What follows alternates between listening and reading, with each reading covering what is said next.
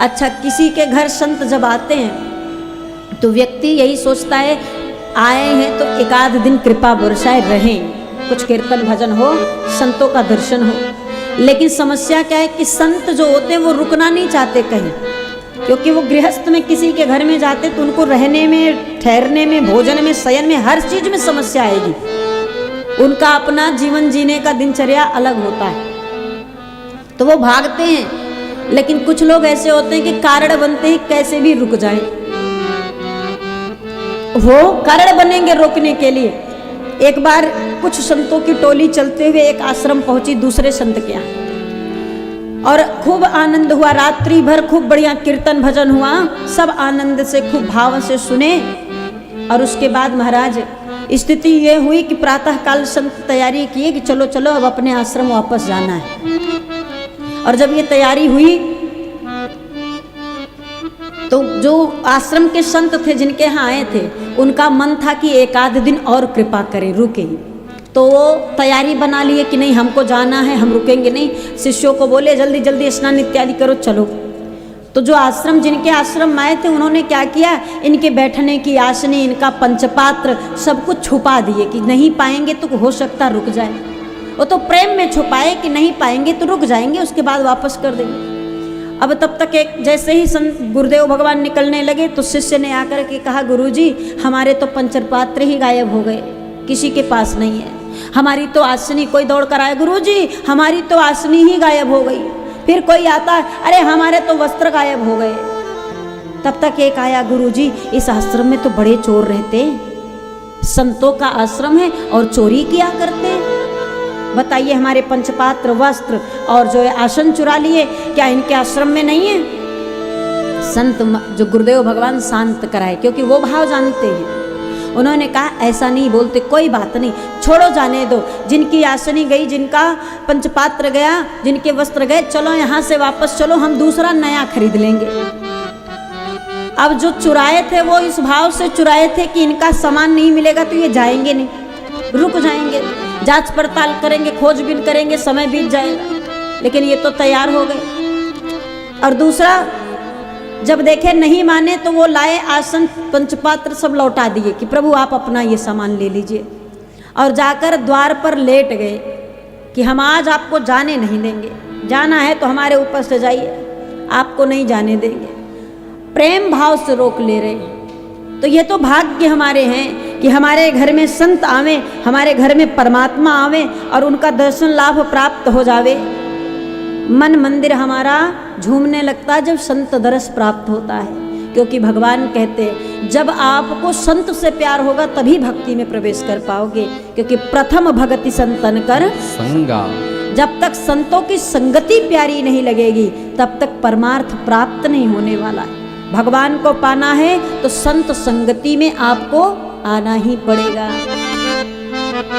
किसी साधक ने, किसी भक्त ने संत को अपने सामने अपने घर में आता देख आनंद से, प्रफुल्लित से, मन को ओतप्रोत करते हुए, नाचते हुए कहता है, अरे मेरे मन में तो यही बड़ो चाव संतन को देखूं आव, तो मेरे मन में तो यही बड़ो चाव संतन को देखूं आव, तो मेरो मन में यही बड़ो चाव संतन को देखूं आव, तो मेरो मन में तो यही बड़ो चाव संतन को देखूं आव।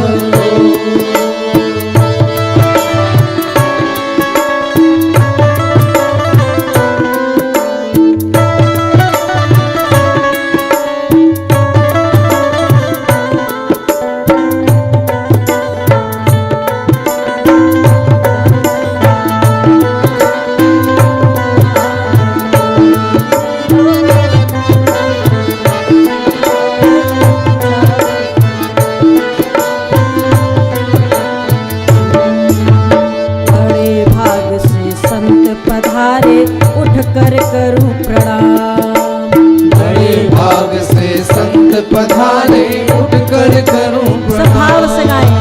बड़े भाव से संत पधारे उठ कर करूं प्रणाम। बड़े भाग से संत पधारे उठ कर करूं प्रणाम। दर्शन करो भाग मेरे जागे, दर्शन करो भाग मर जागे। ही पाए चारों धाम, तन को देखूं आव तो मेरे मन में तो यही बड़ो चाव, संतन को देखूं आव तो मेरो मन में तो यही बड़ो चाव, संतन को देखूं आव तो मेरो मन में तो यही बड़ो चाव, संतन को देखूं आव तो।